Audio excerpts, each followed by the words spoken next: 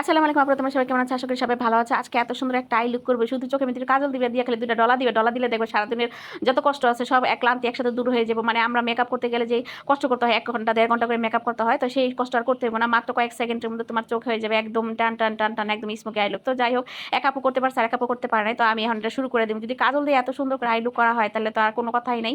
তো আমি এখন সুন্দর করে আমার চোখের মধ্যে যে আইসটা যে প্রোডাক্টটা ছিল সেটা আমি ভালো করে ক্লিন করে ফেলাম। ক্লিন করার পরে এখন আমি এখানে দিলাম কনসিলার। জানি না আসলে এত কষ্ট করে কনসিলার দিতেছি, সবই মুছে ফেললাম। এখন আমি কাজল দিয়ে এটা কি পারবো কিনা পারবো না। একদম দেখলাম ভূত হয়েছে, আরেকদিন দেখলাম যে রানী হয়ে গেছে। তো এই রানীটা কি হওয়া সম্ভব কিনা। এখন আমি কাজলটাকে ভালো করে আমার ওয়াটার লাইন দেখো আমি ভালো করে ধরে খিচ্চা লাগাইতেছি, মনে হইতেছে খিচ্চা লাগাইতেছি, আসলে খিচ্চা লাগাইতেছি না পুরো।